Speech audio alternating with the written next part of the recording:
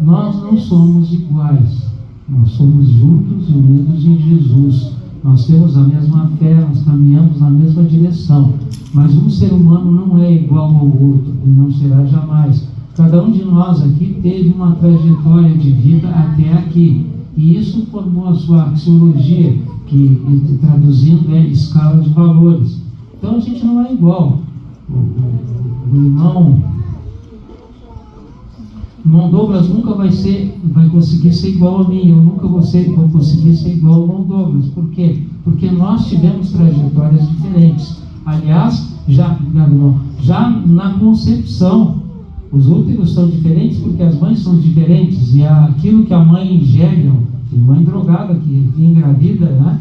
Então ela não vai gerar um filho igual àquele outro de uma mãe que cuida muito da saúde. Então tem muita diferença entre nós, muitas diferenças entre nós, não é? Então, irmãos, nós não somos iguais. Nós temos que aprender a tolerar o outro. Dos seus pecados jamais me lembrarei. Deus pode fazer isso. Nós não temos esse poder. Eu já explico por quê depois. Isaías 43, verso 25. Eu estou achando rápido porque eu marquei aqui, claro. Isaías, verso 43, capítulo 43 e verso 25. Olha, Deus esquece. Deus tem o poder de esquecer. Tá? E depois, lá em Hebreus, no capítulo 8, verso 12, 8:12 de Hebreus, diz assim: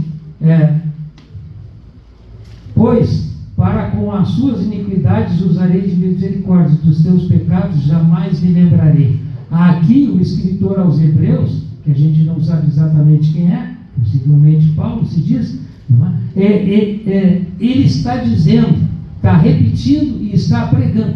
Paulo está pregando, não é, aos Hebreus. Se for o Paulo, né, a gente não sabe, não tem certeza de quem teria escrito a carta aos Hebreus. Está pregando, o escritor aos Hebreus está pregando que Deus esquece os nossos pecados. Está pregando lá no Antigo Testamento.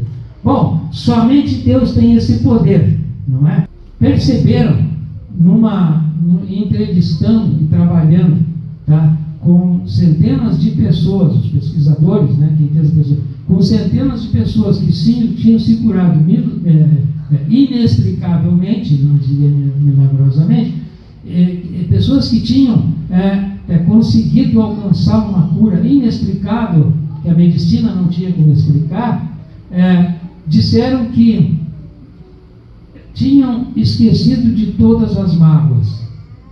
As mágoas tinham saído dos seus corações e que isso tinha influenciado e que isso tinha valorizado a sua vida e que eles estavam bem e atribuíam a isso. Eu parei de ficar chateado com as pessoas, magoado com as pessoas.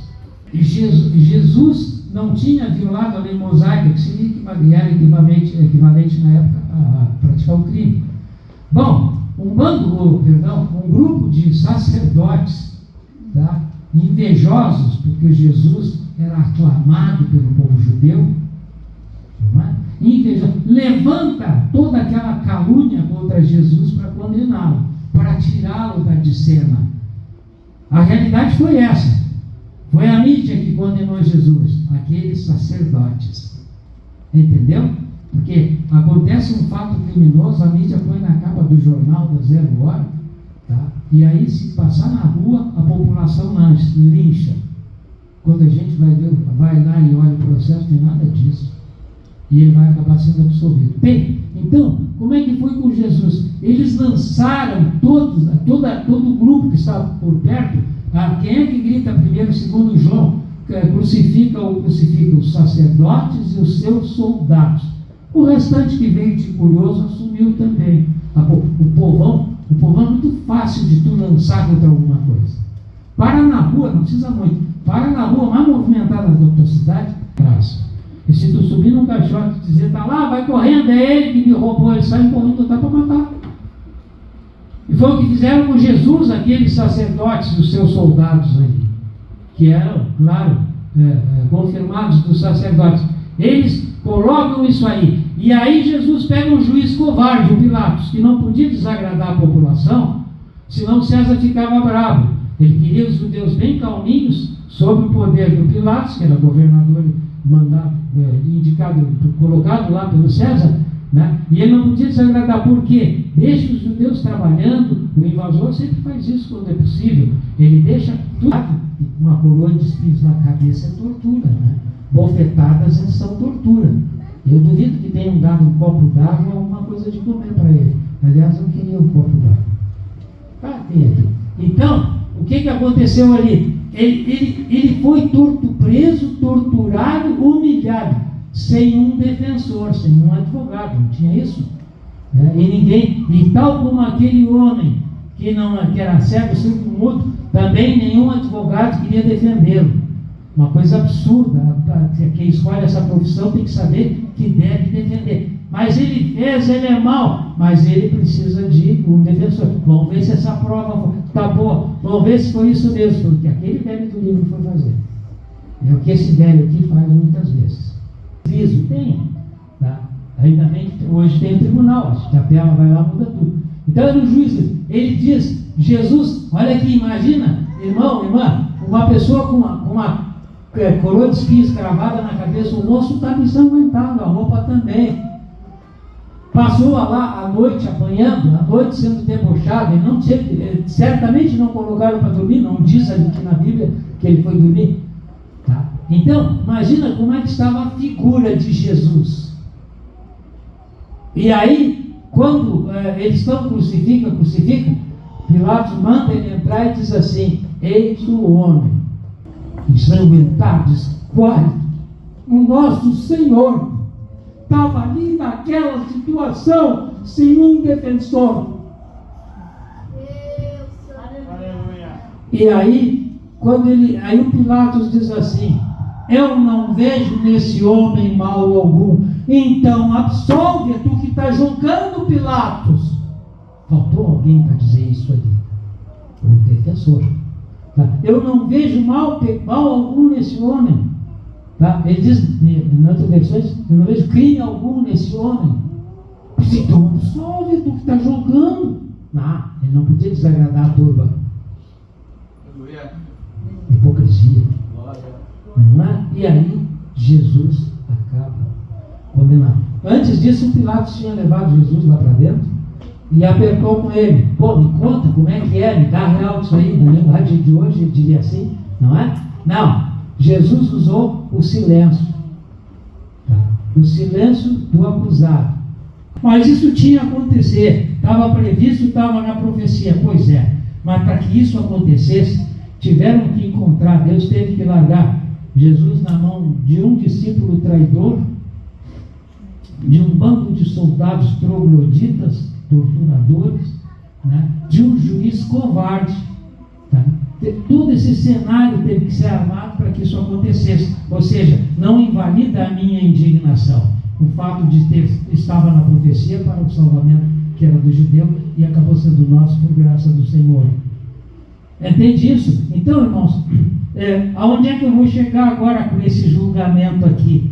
Na cruz, condenado à morte, sem ter praticado crime algum, como o próprio juiz dele reconheceu. O que Jesus disse? Pai, perdoa-os, porque eles não sabem o que fazem. Olha a grandeza do Senhor Jesus Cristo. Tá? Pai, perdoa-os. Isto é perdão. Isto é perdão divino. E se eu quero santidade, eu tenho que saber perdoar. Se eu tomar uma bofetada, dá outra face, talvez eu não dê, mas eu tenho que dizer, vou ter que perdoar. Não sabe o que está fazendo. Fez a coisa errada, agiu na emoção, no excesso de emoção. Então, irmãos, é assim, eu estou encaminhando até a finalização, mas é assim, irmãos, Jesus perdoou. E tem uma questão que eu quero te lembrar, eu quero te colocar. Tu está torcendo pelo azar daquele que te bateu, que te fez mal. Mesmo que tu diga, não, lá no fundo do teu inconsciente, no fundo da cebolinha aqui, tu estás querendo que ele se dê mal. E se tu souber que ele se deu mal, tu pode dizer, tu pode não fazer, glória a Deus, vai lá no fundo e vai fazer assim, então, claro, pois é, querendo, porque tu está querendo. E deixa eu te lembrar, isso é pecado. Então, vou lhe dizer, desejar o mal é pecado. Não perdoar é pecado. Porque se não perdoa, eu estou odiando ainda, eu estou detestando, eu estou deplorando, de alguma forma, eu estou diminuindo aquela pessoa. Eu não posso fazer isso. Mas matou meu pai, perdoa, e vamos ver se tu é crente. Eu tenho uma história dessa dentro da prisão. Então, irmãos, por que eu estou dizendo, tá, que não perdoar é pecado? Por que eu estou dizendo, tá, que desejar o mal é pecado? Bom, isso é mandamento. Está lá nos mandamentos do Senhor. Desde amar ao próximo como a ti mesmo. Alguém aqui deseja o mal para si mesmo? Não precisa me dizer. Tá? Então, Jesus perdoou numa situação extrema, mas ele era Jesus. Bom, mas tu é servo de Jesus, tu é seguidor de Jesus, tu te diz cristão, tu te declara cristão. Se tu é cristão, tu tem que pedir: Senhor Jesus, me dá um coração igual ao teu. Ensina-me a perdoar. Agora, eu te mostrei aqui, perdoar não é esquecer, não é? Não precisa esquecer para perdoar, tá? Perdoar, aí sim, mas se não é, mas se eu não consigo esquecer, aqui que está a revelação que ele disse que eu tive de Deus, pedindo, orando, se não se não precisa esquecer para perdoar, como é que vai ser isso? Muito simples. Perdoar, o que Deus me ensinou. Perdoar é lembrar sem rancor, é lembrar sem mágoa, é lembrar sem encaimento, não. Me deu uma boa vontade. Então, aí eu vou perdoar o irmão. Tem coisa pior que bofetada que faz pra gente no mundo fora, né? Então, eu vou perdoar o irmão, mas eu não preciso esquecer.